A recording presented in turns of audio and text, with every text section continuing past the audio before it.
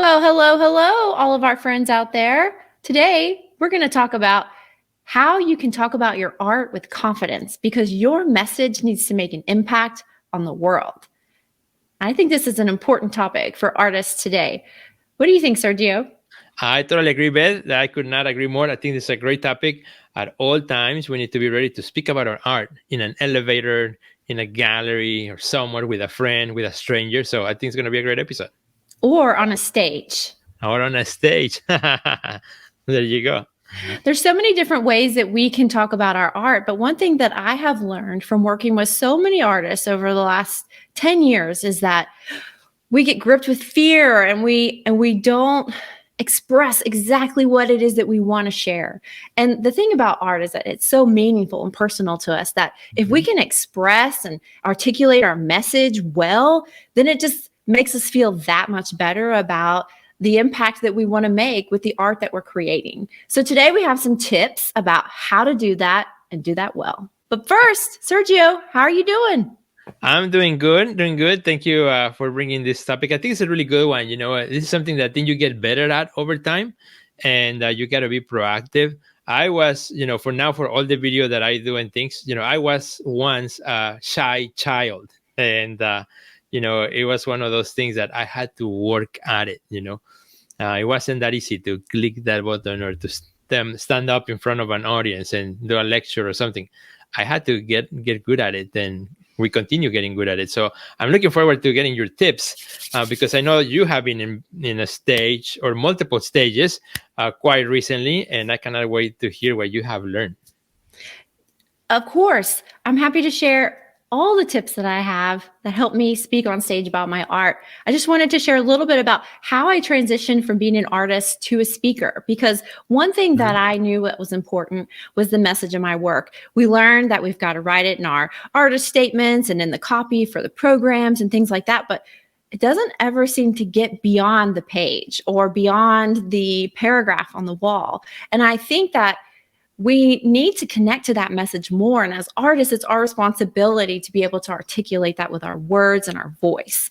And I learned this when I was at an Americans for the Arts conference back in, I think, 2013 or 14. And I saw all these artists on stage talking about their work. I thought, oh, this must be the next step. Like if you're creating work and you're doing projects and you're making an impact, then the next step is to be able to talk about it. And so that's when I started to really focus in on how do I share my message in a way that's going to reach audiences differently than just reading about it on a page or on a gallery wall or in passing or maybe in a magazine, because the message of the work is so important. And yet sometimes it just doesn't hit exactly like it needs to for that impact to happen. Have you experienced that before, Sergio? Like specifically, like not having that impact. Yeah, Or, like feeling like that impact you want to make has to go oh, beyond what we traditionally know to do as artists.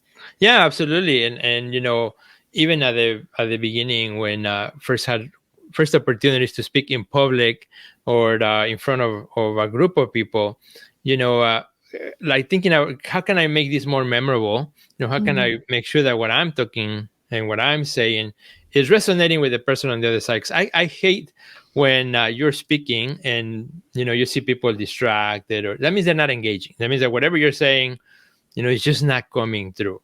So I've always been interested in how can we do it better. How can we make it sometimes more fun or more interesting, in a way to drive to what we want to say. Using different ways and methods to do that. Yeah. And the more that you can connect your message with an audience, the more they're going to want to connect with your art, purchase your art, support you as an artist. And so the best thing that we could be doing to create and build our careers is being able to talk about our work. So Yeah. let's start with the first step. I broke it down into like 3 sections: Okay. prepare, practice, and present. Very good. Okay. But we're going to dive into those just a little bit deeper. So when it comes to preparing to talk about your work, I think it's important that we ask ourselves this question: what is the most important thing I would like to share? What's the most important thing you would like the audience to know?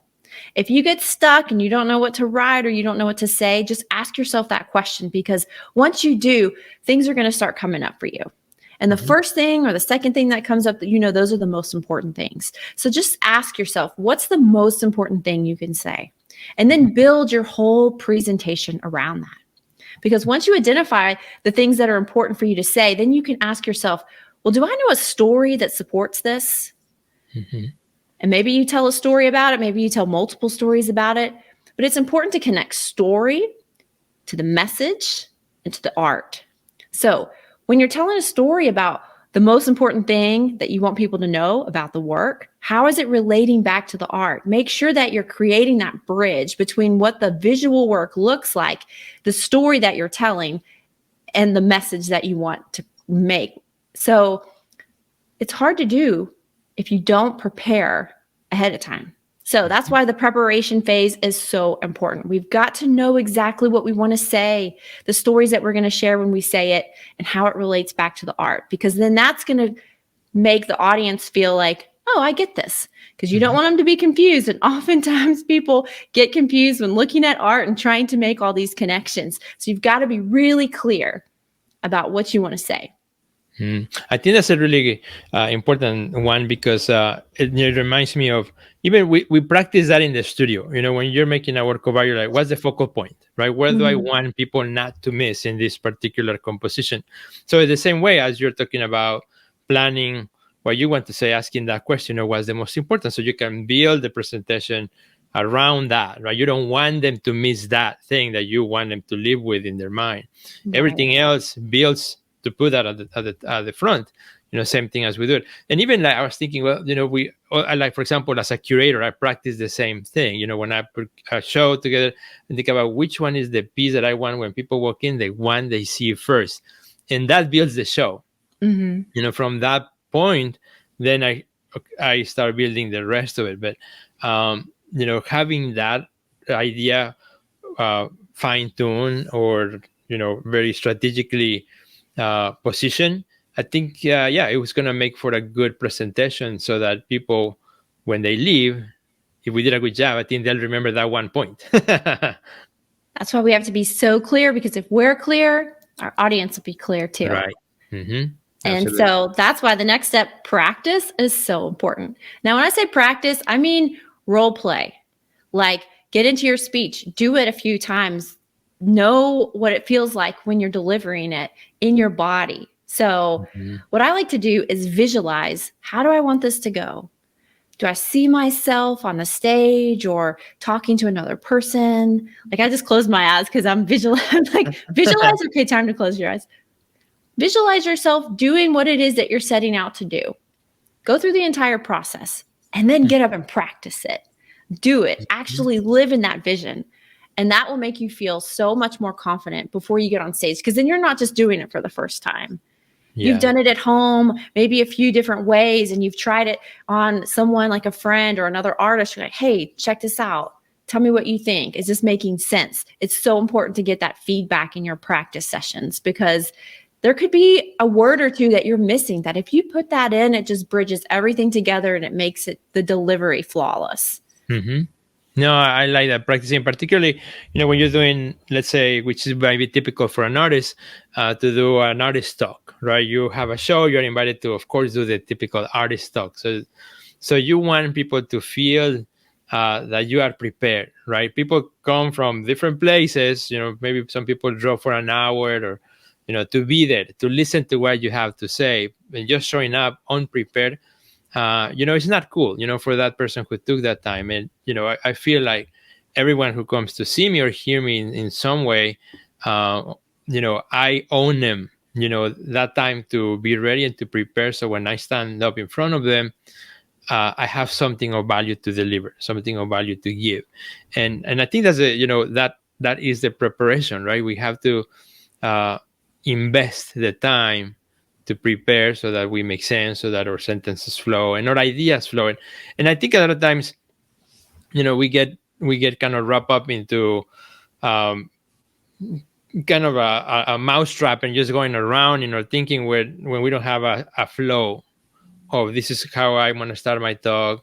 This is how it continues. This is kind of something that's going to bring people back in if they're distracted, and then continue. Something that I like, for example, to do when I'm invited to another talk, if I can, I like to say, I don't want to do another talk with people just sitting and me just giving a lecture. I would rather walk around the room and bring people along, right? So they feel like they're part of it. I want to be a guide, not to be the central point. And by being a guide, then, I can bring him along. And that's something I can practice at home. I can just go in my living room and say, okay, time myself a little bit. How much time do I want to spend on each wall so that, you have a successful talk. There's nothing worse than artist talks that I've been and you've been too, that they go on and on and on and on because the artist did not plan anything in mind. It's just whatever is coming, and it just keeps coming, and it's just like, when is this thing going to be over? And I just keep going on and on in circles. And we don't want that. I think we want to be respectful of people, prepare ahead of time, be ready, and I think everybody will have a great time, and you have a great time too. You're so right about that. And I think sometimes people do go on and on because they haven't prepared and they are not clear about exactly what they want to say. So if you're clear about what you want to say, and the more concise you are, the better, because then that makes it easier for the audience to understand. And that's really what it's about. And the more you can get the audience involved in the talk that you're giving, that's even better. Right. Engaging with the audience and breaking through that barrier between you and them is the way we get connected. And when we're connected, then anything is possible when it comes to trying to understand each other's perspectives and ways of thinking and choices when it comes to the art making and the lessons that we learn. And so the more comfortable you can be on stage, the better. And that's why we prepare and we practice. And then we come to the last point, present. And when I say present, I mean the day of.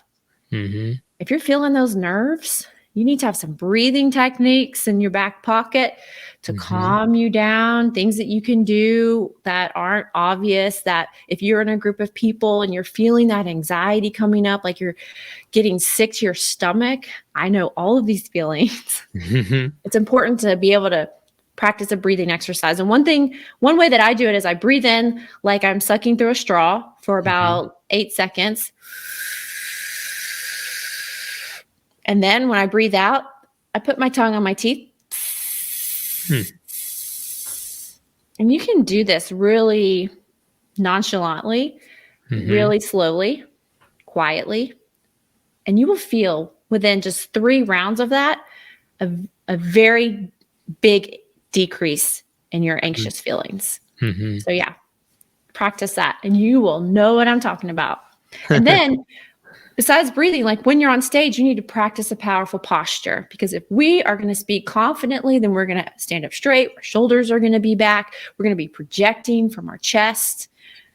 We're going to be confident in front of that audience, not just because we feel confident, because we are posturing ourselves to be confident. And it's a practice. And so when you're at home doing your practice for the presentation, always remember that there is a way to posture yourself to energetically prepare your body to deliver an impactful message, because the audience will feel that. So, Sergio, are there times that you have felt nervous, or, you just crouch your shoulders a little bit because you're nervous, or like, how have you worked through some of those anxious body movements when you're giving a talk? Yeah, that's a good one. Yeah, no, I think it's normal to feel nervous because you care about your delivery, right? You care that it's going to be good and that you have prepared enough. And I think that those feelings, I like to do breathing, and I like to stretch. I like to stretch, move my mouth a lot, particularly if I haven't talked to anybody in the morning and I'm gonna do speaking.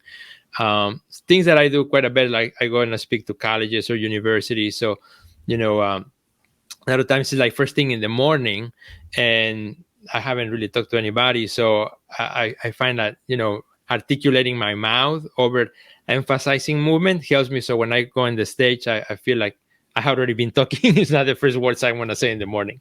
So that helps me out to relieve the stress.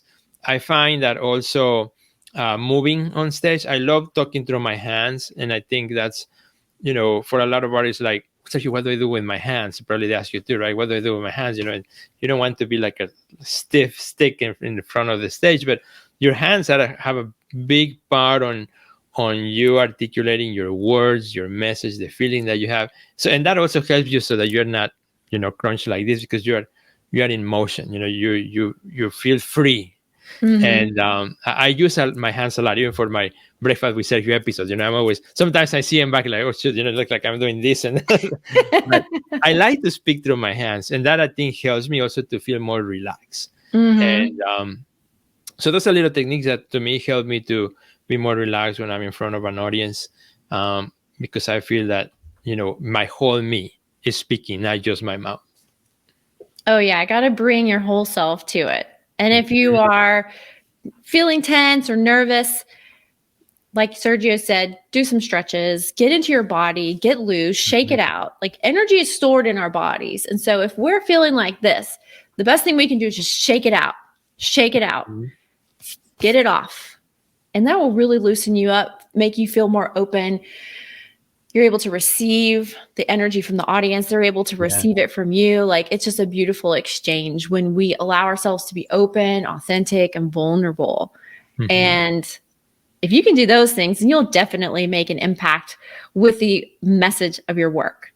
Now, for you, but I have a question for you, because you have been doing this quite a bit lately on stage, and not just a quick short thing, but a whole program where people come see you for the entirety of the program. How do you read people's engagement or reaction to, as you start, like the first few minutes of your presentation? Are there certain things that you do to kind of read the audience?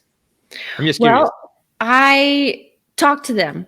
Okay. So if you're talking to someone, you can sort of get a feel from where they're at, asking questions. Say, raise your hand. Does this resonate with you? Just trying to get them agreeing. Yes. Raising Even their just hand. like shake of the head, right? Yes. If That's you see enough. them shake, nodding their head, they are tracking. If they're raising their hand when you're saying, did you experience this? Raise your hand. Or you can direct them with your words. Like, hey, raise your hand if ... Oh yeah, that's me. That's And then I do a lot of like different exercises with the group. I mean, we go through a whole embodiment exercises, breathing exercises, finding our voice. I mean, we do a lot of things together throughout the keynote. I mean, this is a 45-minute speech. So it's important that I've got them moving, resetting throughout. Like, they're not just sitting there still for 45 minutes. They're wiggling, they're doing all kinds of stuff. They're laughing. And, I build that into the talk though. Like, I know that every so often I need to check in with them, make sure that they know, like, I'm with you, you're with me. Okay, let's keep going. It's like anytime you're guiding someone, you're not just going to walk off and be like, well, I guess they're coming. You make sure that they stay with you. And it's hard to do, but grounding yourself is a great way of doing that, calming your nerves and getting the practice. Like, it's just like anything. If you are going to go speak about your work and you are not great at it, well, you probably weren't great at painting when you started either. So it's a skill that can be learned. And if you're bad at it the first time, it's fine. Just do it again. You're going to get better. You're going to get there's only upwards from starting when you're not feeling so great about it.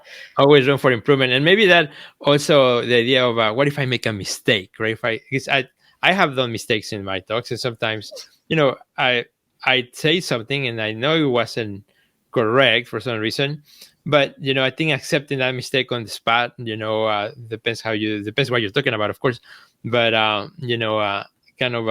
so I have done sometimes, like, I make a joke of it up, and then go back and correct it if I notice, and then just keep going. How do you deal with like mistakes if you find that you said something wrong, or how do you deal with it? Well, first off, I just know, like, we're gonna get past this, so no big deal, but own it, right? Like you said, correct yourself, keep moving on, make a joke of it, whatever. Like when you make a mistake, it humanizes you because we all make mistakes. And when you humanize yourself on stage, that's when people start to connect with you. So it's never a bad thing if you make a mistake. If you make a mistake, then people are just going to probably lean in more because they're paying attention more. Right. Right. Because something happened that was like, what? And then it's like, oh. Uh-huh. And it's a way just to connect with people. I mean, I've totally gone blank on stage before. Not really. Yeah, many times. And then I'm just like, I know I'm going to get through this. Or I'm like, you know what? I need you guys to give me a round of applause, like cheer me on or something like that. You could just be playful with it. Mm-hmm. That's all people respond to playfulness in a positive way. Yeah, and they will forgive, any mistakes that we make on that sense. Yeah. I mean, we can't expect people to be perfect. Yeah. We're not perfect. No one is. And so when we get on stage, we're going to do our best. That's why we prepare and we practice. When it comes to the presentation, we're going to just give it our best shot. And the more we prepare and practice, the better it's going to be. And it's going to keep getting better over time. Mm-hmm. So it's just another skill to learn. And it's a good one too, because the message of my art became more important to me than the art itself. Mm-hmm. And that's why I have dedicated my career to speaking about the work that I've created and why, because the message is so powerful. Mm. And one thing I've learned is that artists can go back and talk about projects they did 5-10 years ago. Who cares? Right. Just because you do a project and it's over, it doesn't mean that you can't talk about it anymore. You need to do a new project to make it relevant. Mm-hmm. This is what artists do. They make work, they talk about their work, and they can continue talking about it for years to come. Right. If you're thinking you need to do something different or do something bigger, you probably have a story and a message already that you've done that you could start delivering tomorrow. Exactly. It's just waiting there to be unpacked and shared with the world. Yes. That's good. Those were really good points, Beth. That was pretty awesome. Thank you for helping us with that, because I know that's something that is really close to your heart and also very much recent, for you as well, something that you're doing right now. Oh, yeah. And I still make art, though, because I love it. Yeah. But performing is really fun. And I just love all creative disciplines. And so just lean into what feels good. Mm-hmm. And that's the best advice I could give, because sometimes being an artist can be tough. Right. We don't know exactly what direction to go in. But if you feel like you need to speak about your art, do it. Use these tips to help you get there. Sweet. Those are really good tips. Love them. Well, Sergio, I just had such a great time with you today talking, and thank you all for watching. If you would love to connect with us further, Sergio, tell everyone watching how they can find you online. Yes, of course, you can find me right there at Sergio Gomez Art, anywhere on the social media platforms, and on my website, sergiogomezonline.com. How about you, Beth? You can find me at Beth English on Instagram, Facebook, LinkedIn, all the places. And my website's bethenglish.com. And if you found some of these tips helpful today, please reach out, send me a DM, send me a message. I would love to connect with you. If you have questions about speaking about your art, how to get started, I'd love to help out. So Thanks for watching, and we'll see you next time. Goodbye, guys. Bye, Beth. Bye.